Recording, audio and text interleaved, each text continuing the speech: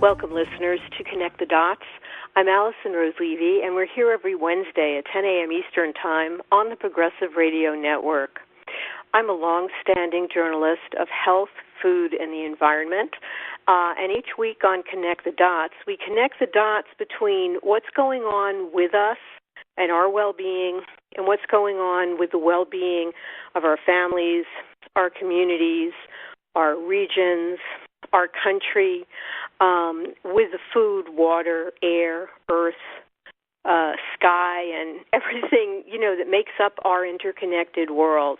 We also talk about the health or lack of health in our policies, in our society, and in some of the larger trajectories of some of our individual and social choices have created for us that we now live with and within.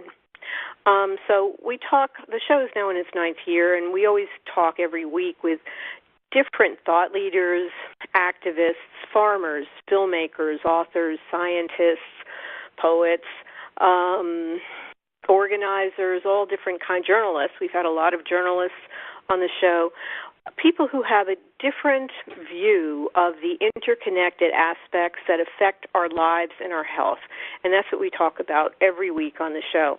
And this week we have a returning guest. I'm happy to say someone that we have an ongoing conversation with. And that is Dave Chapman. He's a farmer, and Longwind Farm is his farm in Vermont. He is also the executive director of the Real Organic Project. And Real Organic, which we have covered on the show actually since before its inception, that goes back almost, I guess it's approaching 2 years or more now, is really bringing together all of the pioneering farmers and all the current farmers and helping the people who grow our food and the most healthful food, the organic food that so many of us, thrive on and treasure and make such a sort of centrally important thing in our lives. What's happening with it?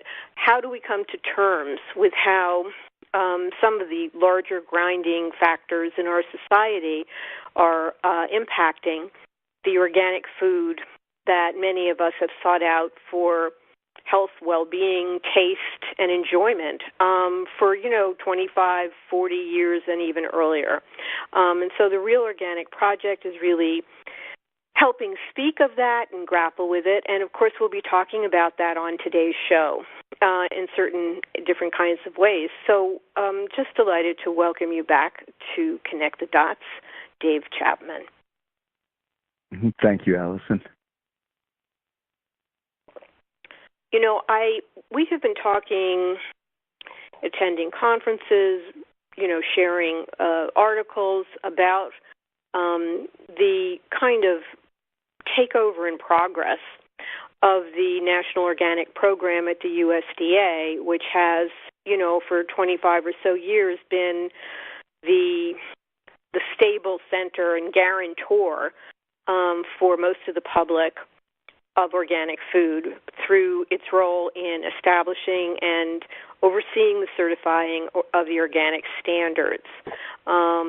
So we've had many discussions about that. I certainly, as a journalist, am deeply aware of it.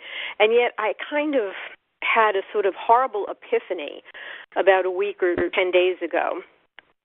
I have belonged to my same food co-op, which is within walking distance of my city apartment in Brooklyn, New York, for over 20 years.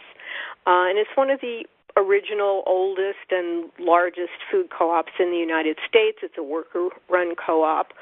And I also have been a reporter on and an editor of the in-house newspaper.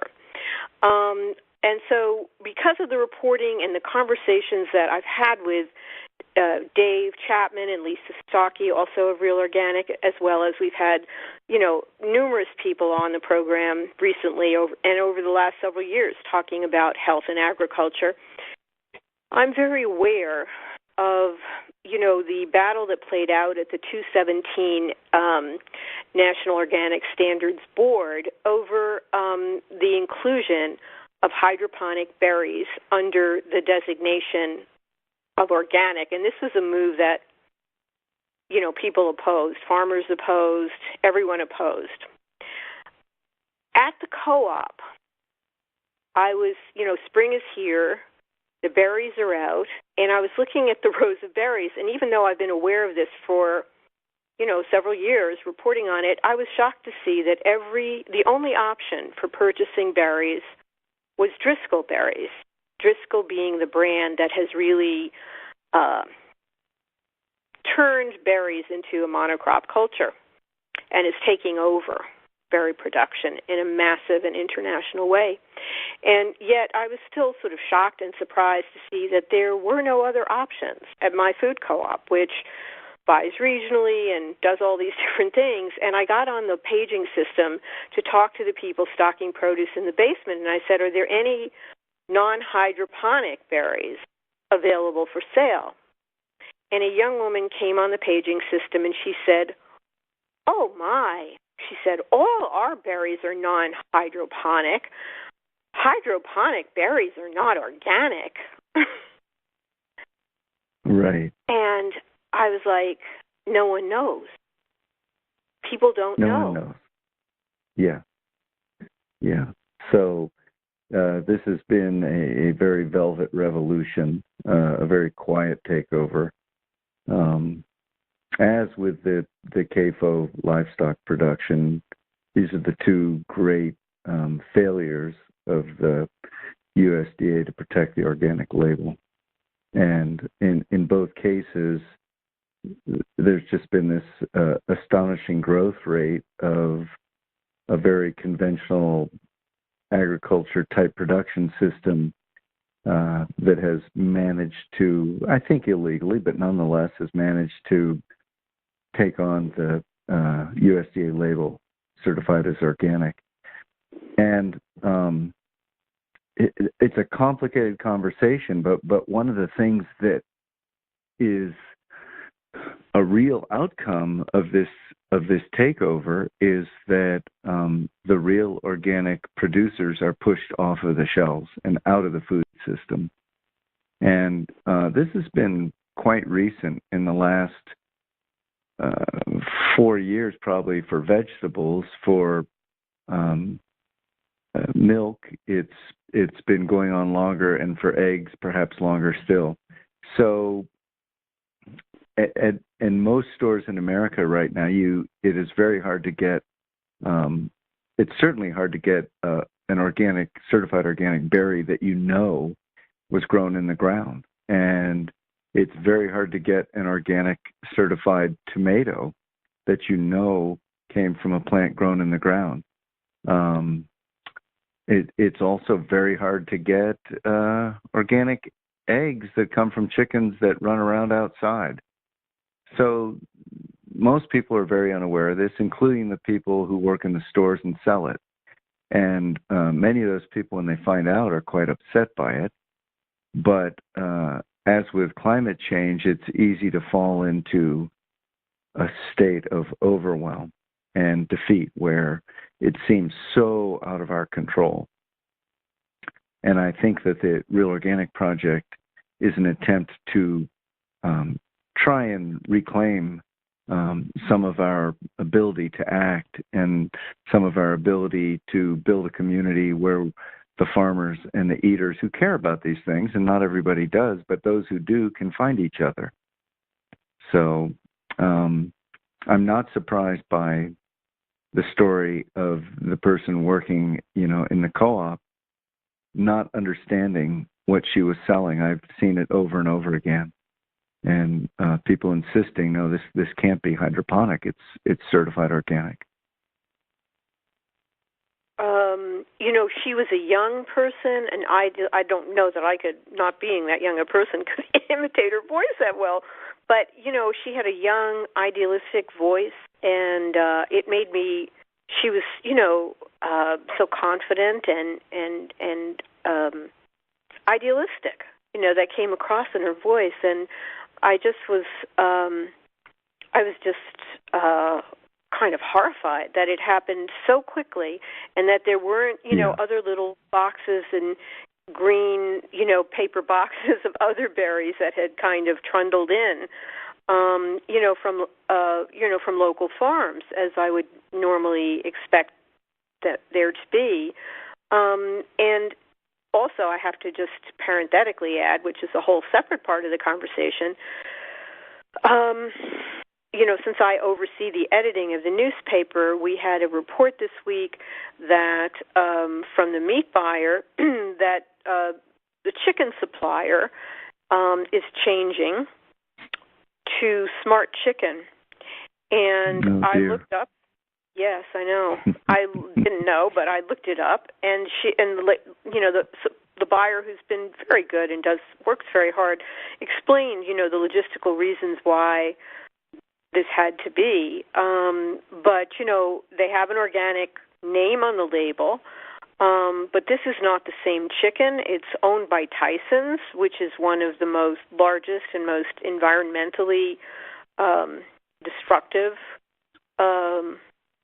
monocrop food warehouses and suppliers, and here it is, the chicken and chicken section. And this is the this is the challenge that we all face in the food system. And what is happening is that companies are combining, and so one company will own a number of chains. They become very vertically integrated. They're looking for suppliers for their house brands, which are replacing farms. And, of course, they're going to look to a company like Tyson's or a company like Driscoll's, who can supply them year-round with essentially the same product every day of the year. And it's very convenient for the store to do the business with one supplier. The problem, so many problems, but one big problem with this is that ultimately competition is actually driven out of the marketplace, and it becomes a sort of de facto monopoly. And the result of that is that somebody like me or you, who goes into a store and wants to buy a particular kind of food, which we would call real organic, that food is, for a while it's been a little bit difficult to identify it, but it's getting to the point now where it's literally just not available. Now, there is still lots of real organic food available under the organic label, so we shouldn't, walk out of this conversation saying, I'm not going to bother to buy organic. I always buy organic. And a great deal of that food really is organic, and some of it really isn't. In the case of organic eggs, probably the number I've seen is probably about 80% is coming from CAFO, meaning concentrated animal feeding operation type producers, and kind of a Smart Chicken, but they have Smart Chicken for eggs too. And, these are large industrial egg operations, fully enclosed. Chickens never go outside. And on the egg carton, I'll have a nice picture of a happy chicken out in the grass, but that does not reflect the reality at all. And so in that way, it's very fraudulent marketing. And the same thing is true on many milk cartons, where they're coming from, again, large concentrated animal feeding operations, the milk. And the picture on the milk carton is of a cow out eating grass, but for probably half of the organic milk in America, they're not. they're in a feedlot. Now, we have to not just burn the house down. We have to understand that there are plenty of real organic farmers out there selling to a company like Organic Valley. And the question is, how do we get the food that we want to buy, and how do we not let the farmers that we want to buy from get driven out of business? When you talk about blueberries, we had a symposium up at Dartmouth College this winter, the Real Organic Project Symposium. And, one of the speakers talked about the challenges of selling soil-grown organic blueberries. And, this farmer is really struggling to find a market for his absolutely delicious berries. I've eaten them. And they're the blueberry that you and I and millions of people in America are hunting for.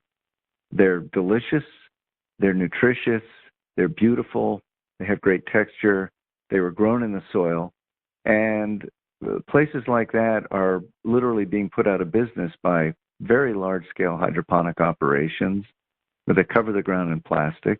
In some cases, they actually spray the ground with herbicide before they cover it in plastic, and they're getting certified the next week, and they're selling the berries a year later. And essentially, it's a conventional hydroponic berry. Hydroponic, just to say what not everybody knows what that means.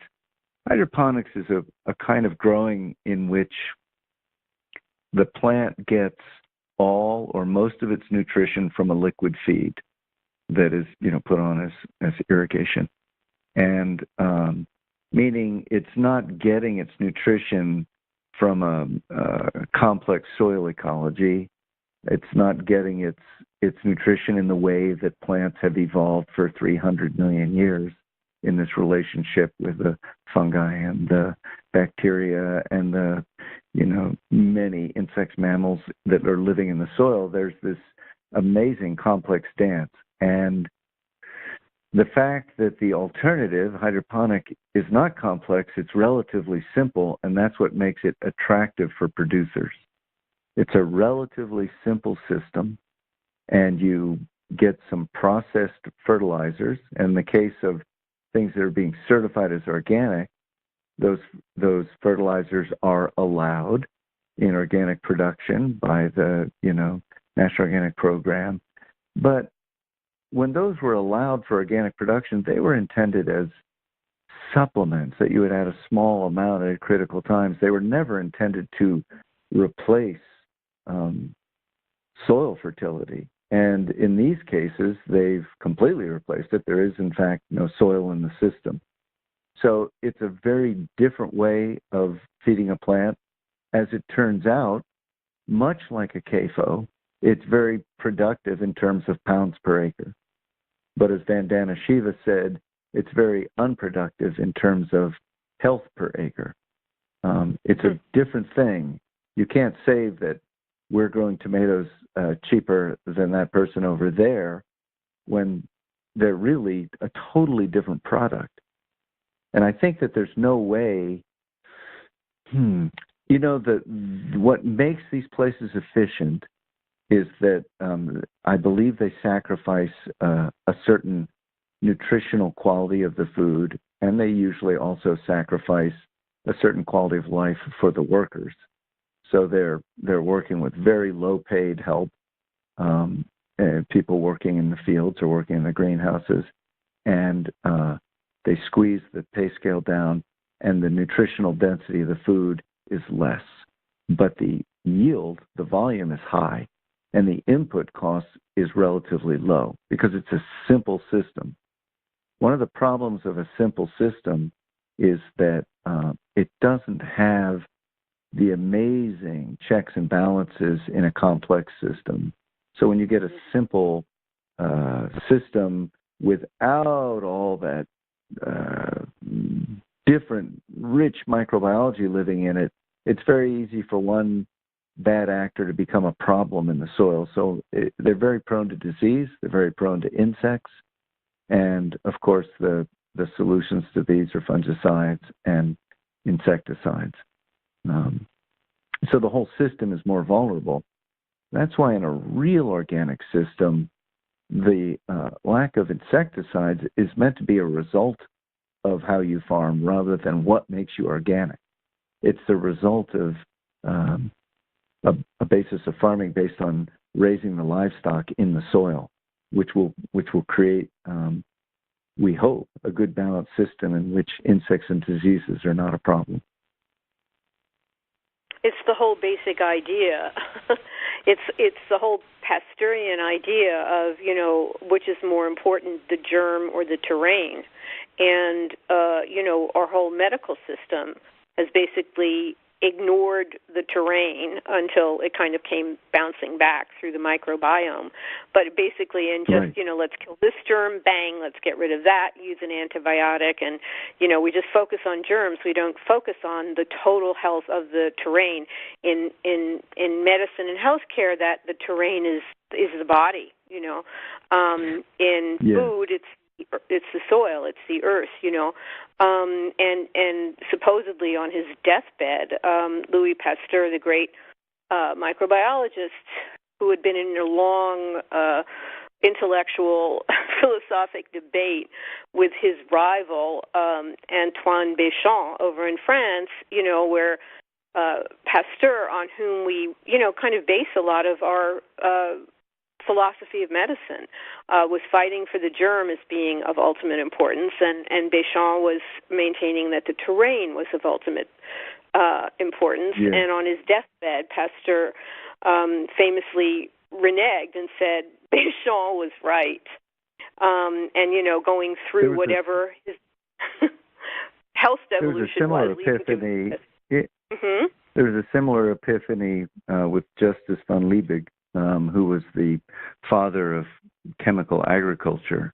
And he really kind of invented the idea that you could boost production by supplying the right amount of nitrogen, potassium, and phosphorus.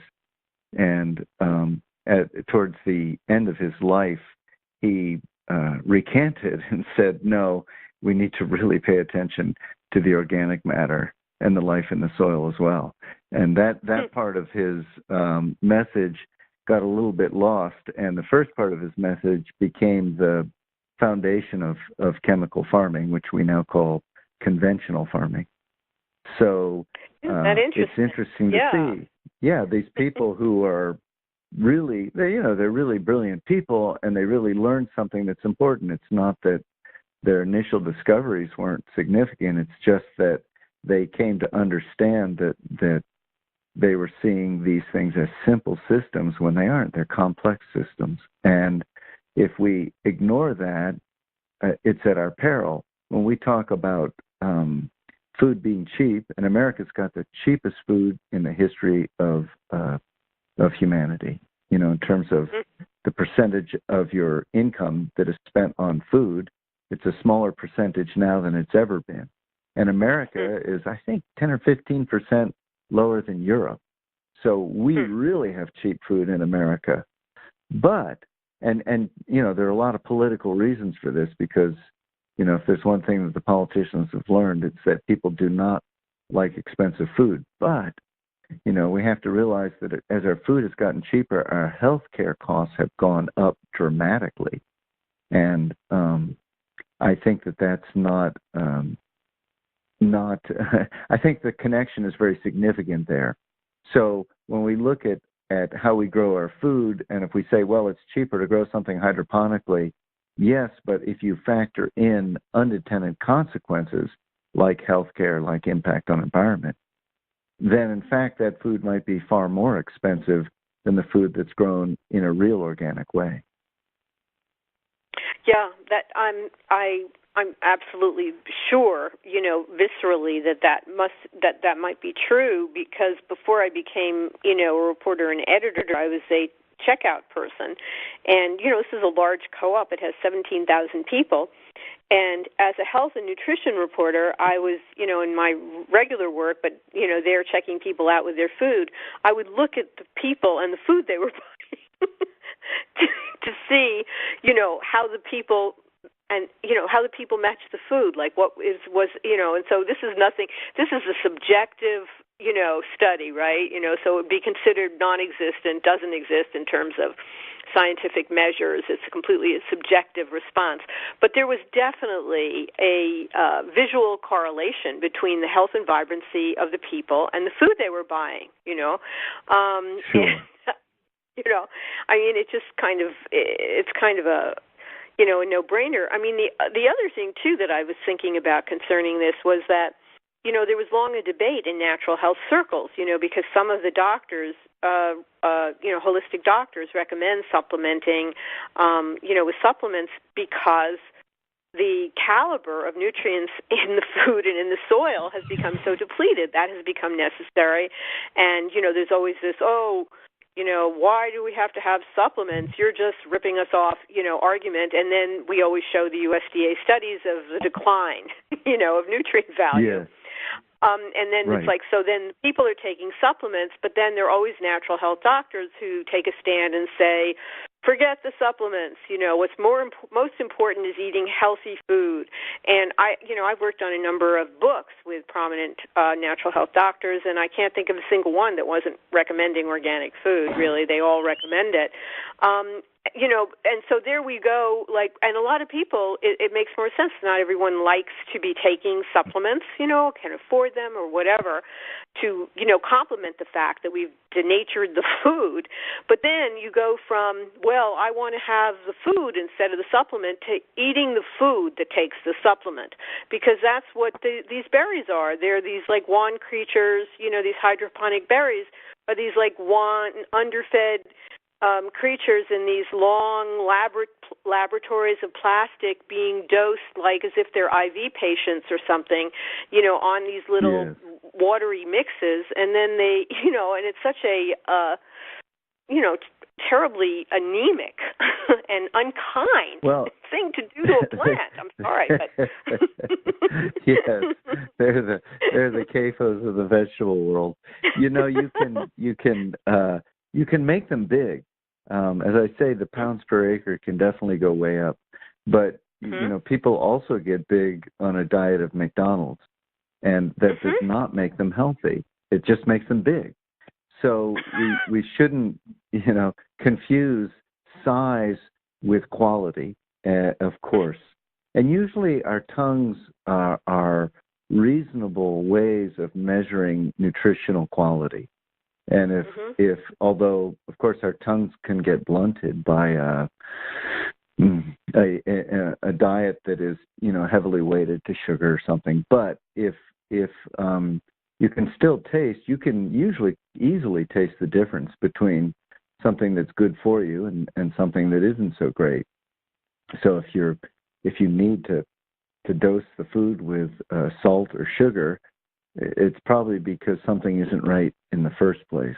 And we, have this new strange phenomenon of a group of people who are both obese and malnourished simultaneously. And this is a common event now in America. And I think that those two are also probably connected in ways that we barely understand, which is that I think if you're eating food that is nutritionally unbalanced, I think it creates cravings. And you're doing your best to satisfy those cravings, but as they say, you're looking for love in all the wrong places. And you end up with a bag of chips or cookies when what you really want is a tomato that was grown in the ground, in good, healthy ground. And this was always the principle of organic farming. It was always the belief that in order to be healthy, you needed to eat healthy food, and healthy food came always from healthy soil.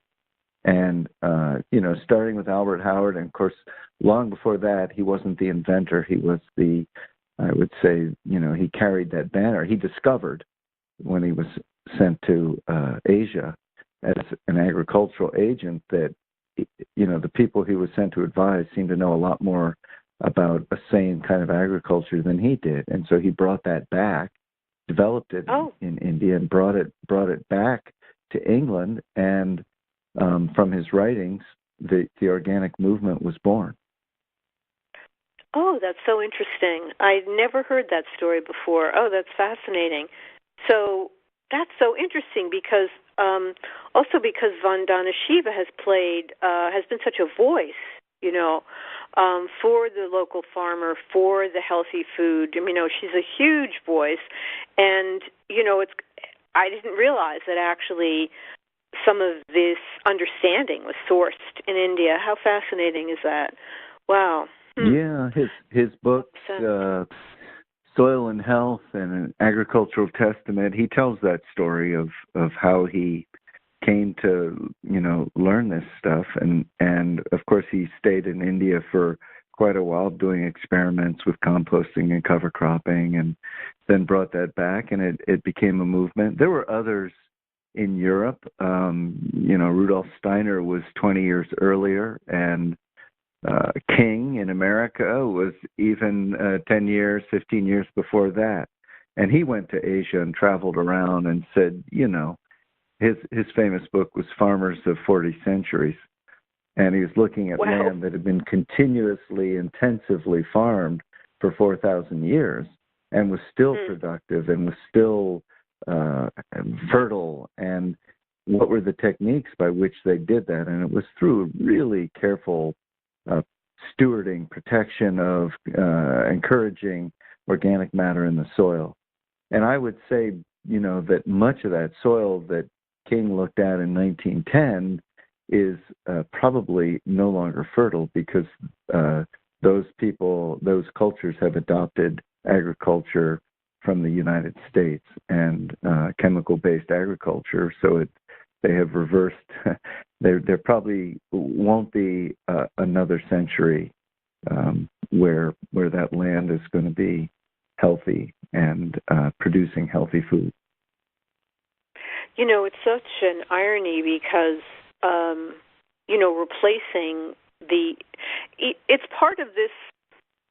Replacing the kind of complex interconnection world of nutrients that exists in soil and plants with chemicals, something man-made that's attempting to short-circuit these natural processes, but which in and of themselves, go on, as we're now finding out.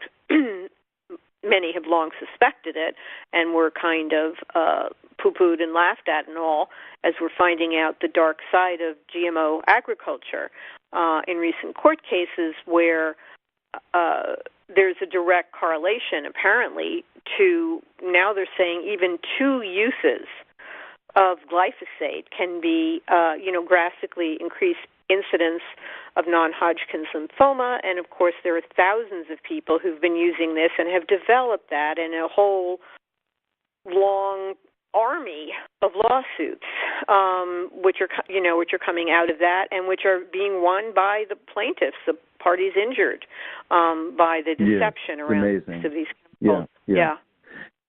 And glyphosate is a plague upon our house, but we also have to remember, and it's spectacular, that perhaps Monsanto will be, to some degree, brought to being responsible for what they have done.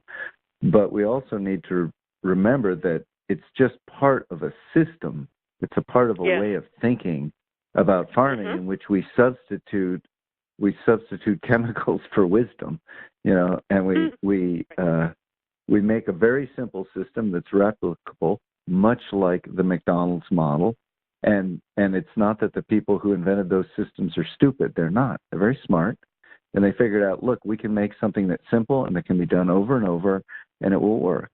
And the people who run the systems make the money.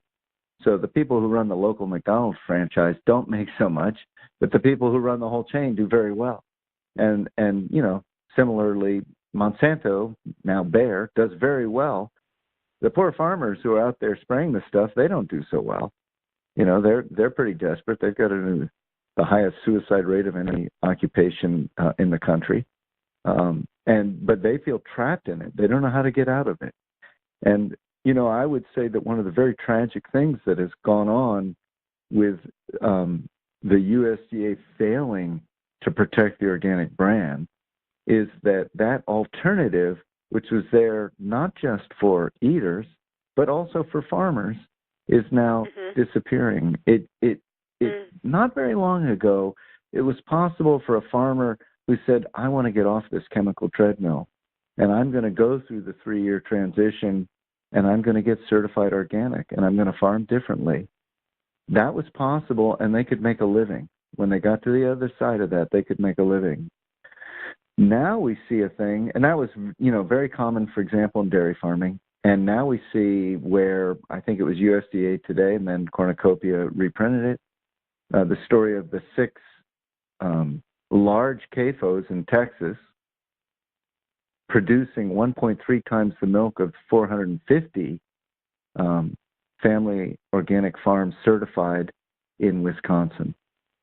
And, the difference is those 6 CAFOs, I think they average about $27 million per farm, as opposed to about $250,000 per farm for the family farms in Wisconsin as an average. So, those farms in Wisconsin were viable. People were making a living. They were doing okay. And what happens when the large CAFO industrial farms come in is that they drop the price of milk. They create an oversupply, and the family farms cannot compete with it, and they're forced to go out of business. The CAFOs aren't necessarily making money, but they have deep pockets, and they can outlast that until the others are driven out. And so even though there's a glut in milk, they're actually expanding. The CAFOs continue to build. And we have something that's just so grim. I think last year I was told by a California dairy farmer that 20% of the dairy farms in California, organic dairy farms in California, went out of business. And, these are hard times. And of course you go, well, that's tragic for the farmers. I'm sorry, that's capitalism. But it's not that simple, because the milk that they're producing is the milk that everybody wants to buy. But that's not the milk they're getting. So we have this Shakespearean tragedy starting to play out, where people who are producing something that we all want to eat are going out of business, and what's left is that nutrient-poor, factory-farmed food, people working on those farms, sometimes in conditions close to slavery. I mean, the whole thing is just grim. And the goal of the Real Organic Project is to stand up and say, let us find each other. Let us create a label so that people who want to buy this can locate it in the store, so they can say to the produce people, we would like to see this label. And the produce people go, good, this we can trust really isn't hydroponic. This we can trust really was raised on pasture. And that is the purpose of the Real Organic Project, is to be educational, actually, and to have people delve a little bit deeper than just a brand. The problem with a brand is it can be stolen, and the organic brand is being stolen. I was just on a panel down in Washington, D.C. I got invited to speak, and it was to the North American agricultural journalists. And the topic was the schism in organic. And I got up, and I had talked with Elliot Coleman before I went, and Elliot said, Dave, you've got to tell him there is no schism. And I said, you're right, Elliot. So I said, I want to say that there is no schism in organic. This is not a division. This is a hostile takeover. And the organic movement is pretty united. We pretty much all agree that organic needs to be grown in the soil, that the animals need to have access to real pasture, to real grass. And this division, this battle, is not a battle between organic advocates. This is a battle between the organic movement and invaders. And I think that one of the things that's very important is that the eaters, and we are all eaters, need to be involved in this and need to take responsibility, because the real organic farmers can only survive if they're supported. Otherwise, we're all gone. Yeah. And, the other thing that's really strange about it is that capitalizing on the label organic, you have cookies and crackers and energy bars and, all sorts of products. Organic gummy bears. Yeah, I mean, they're completely inessential. We could totally do without them. They don't represent, and yet, you have companies that come up with the latest this or the latest that, or how to make a cup that you individually brew your, 1 cup or 2 cups of coffee in every day, and you're using resources for that. All kinds of gratuitous things that we are, that we think we have a choice about, where you have these ersatz things that you don't need, and then there are these few essential things standing there in full sight. It's almost like a presidential primary. With like these constructed products that aren't delivering the nutrients we need, and then the few that are, can you discern them amid, all the apparent choice and plenty? I could do without a Cliff Bar. I actually can never find, I'm the kind of person who reads every label, and I've read every energy bar label at the co-op. I've read them all, and I wouldn't eat any of them. I understand that people on the go, need something. I don't know why you can't just get like some nuts and dried fruits, but whatever. Little nut butter or hemp milk or whatever. That is a packaged product that I use, the hemp milk. But we've kind of traded, and the convenience. Who needs year-round berries? Do we really need year-round berries, or do we need those beautiful late spring into early summer berries, when berries naturally grow and they're a treat, like at the food co-op, we get lychees at a certain time in June, and we get organic bitter melon at a certain time in late summer. I wait for those things, and stock up when they're there and eat a lot of them, because the earth is also supplying us, if we're in a seasonal world, which we are certainly in the Northeast, according to the season. But the idea that we're just kind of nowhere in Nowhereville, eating anything we want at any time, and that the earth is there to serve us, this because it's in, a recipe or something that I had. It's so out of sync, and to me that's also connected with our unconsciousness about the environment and the climate changes that are happening. We are disconnected, and then we become too important in the overall picture rather than being in our rightful place, which is to support this, not take from it all the time. One of the things that I've seen that is so confusing to me is to see, as we appear to get more and more choices, that we are often getting fewer and fewer choices. And, an example of this is I was in, an alternative type chain supermarket in Boston, and it was the height of strawberry season in Massachusetts, and the only organic strawberries were Driscoll's from God knows where. That was the only organic strawberries that they had, and they had a conventional field tomato, a small number of, and they were very low quality. And I thought, this is just, this is a kind of a broken system right now. And, one of the things that I know that's happening is that in order to have those berries year round, and Driscoll's will say, but you've got to not carry an alternative during the outdoor season, because we want to sell our berries every day of the year. And it's a complicated situation for the store, for the wholesaler supplier, and there are only about 2 left in the country, and of course for the customer, who after a while starts to forget what real strawberries taste like, and starts to forget what real tomatoes taste like, unless they're going to a CSA, a farmer's market, or a farm stand. And of course you can get great food, seasonal food, all those things that we want, grown in the soil, animals on pasture, in those local outlets, and that is the best of all choices. But even in Vermont, which is a relative food heaven, in January, virtually all the food is coming from out of state and from warm locations. And we still want to buy organic food then.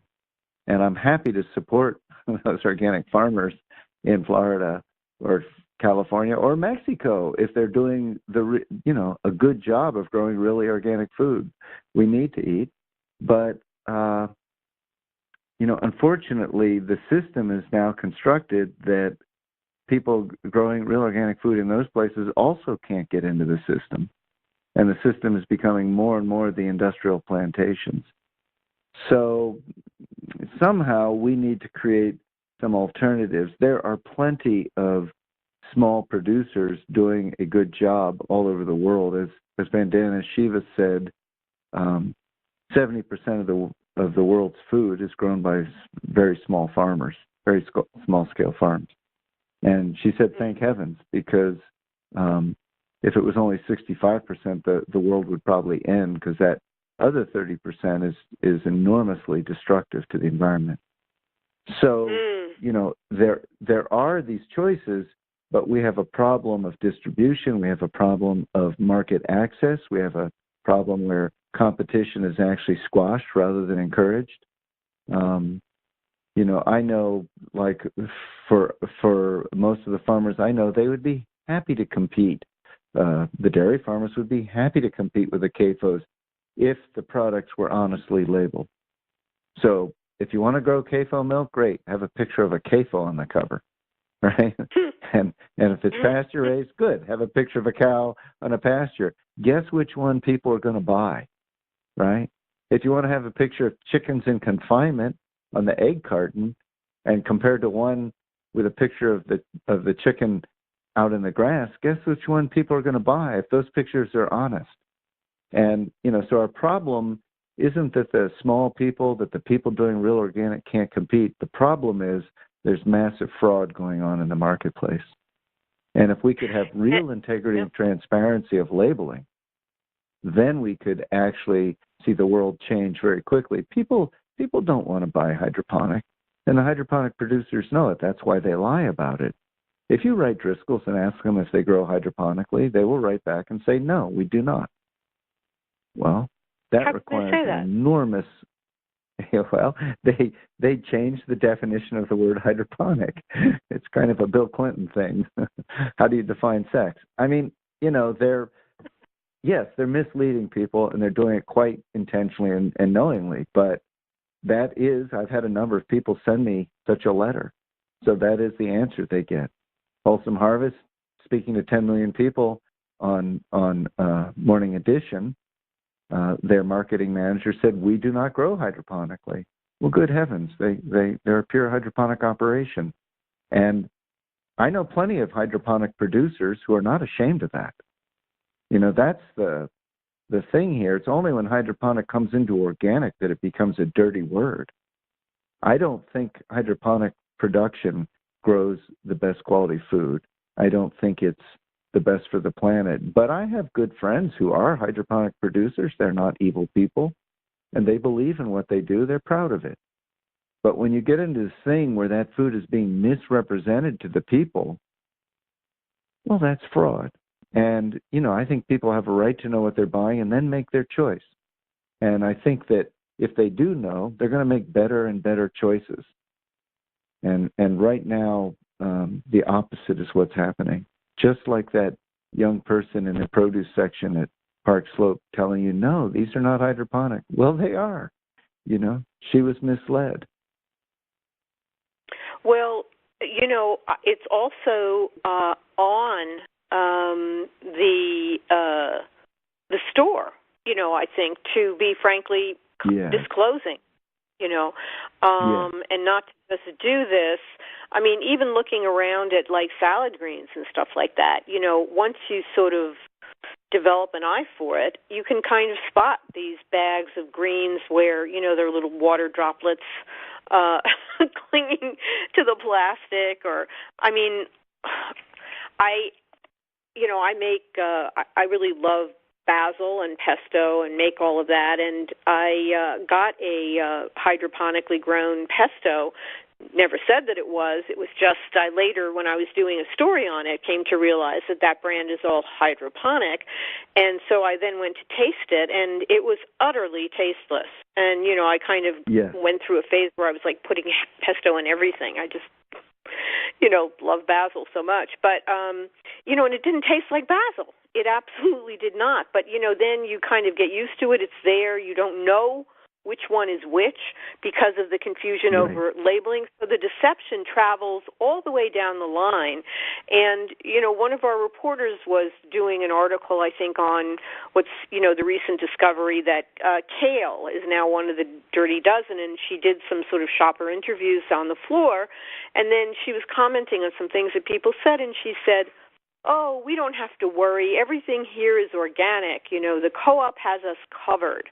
And so, that's the other thing is that people don't like being in a system that's in transition where, they'd rather just believe than investigate because it's disturbing, but we're at that kind of delicate place where we have to encourage the investigation or, the whole thing could be heading south, unfortunately. So. Yeah. It's the enormous opportunity for the co-ops, frankly, because unfortunately the USDA has failed in their mission, and they didn't want the mission. But when the Organic Food Production Act was passed, it became the mission of a branch of the USDA called the National Organic Program to ensure the integrity and transparency of the organic label. And that was the whole point of creating a national label, was that so there'd be one set of standards for the country, and that and your money and my money are spent through taxes on building the infrastructure to guarantee that through inspections and so forth. And 9/10 of what the National Organic Program does is good. But the 10th it isn't, and it's probably more like a 20th is bad, and that 20th accounts for a great deal of sales. And that's why we have a fairly tragic situation. So yes, there is an opportunity for a store like a co-op to say, we understand that you're very busy. And my sister said the same thing to me. I asked her, did you read my last letter? And she, big silence. And I said, you didn't read my letter? She said, Davey, I'm busy. I'm really busy. I'm doing all this stuff. She's a guardian ad litem. She does great work. And she said, I just trust you. You tell me what to do. And, I got it, right? I would trust her if I had a problem with a kid in the court system. I'd call her up and say, tell me what to do to help this kid, because she knows that system. So people are looking to people like you and me to give them guidance. And I think that this is something that responsible stores that care about this can do. They can educate people and say, maybe I'm not asking a co-op to say we won't carry Driscoll's. I'm asking them to say, do you know that Driscoll's, much of Driscoll's is hydroponic? And just help the customer be informed, and they can make the decision.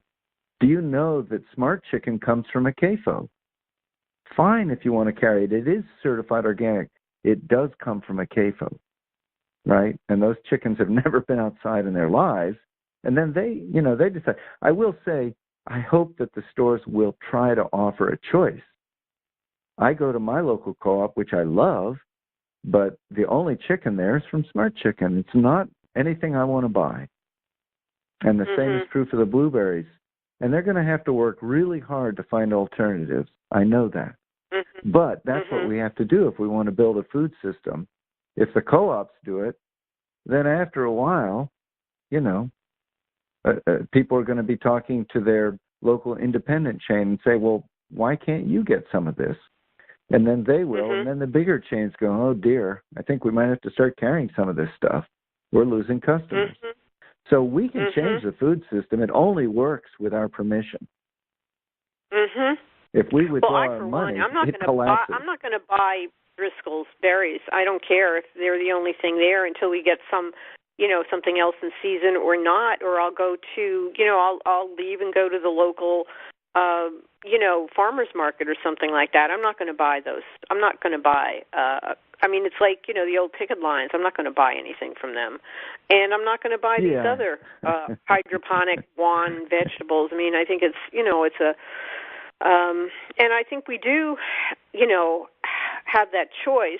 And, those of us who are lucky to, get any berries at all, and the other thing I think about is, it used to be that people would go out and pick their own berries.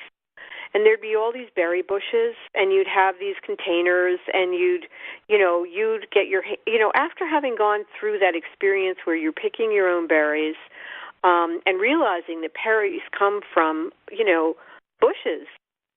They don't come from plastic, miles of plastic where they are so proud that, we use less water. Yeah, why? Because you're running that same water through every little one of these overblown but wan plants, So, it's our choice to pick our own berries, to pick the berries we want, to pick the food we want, and take a stand for that.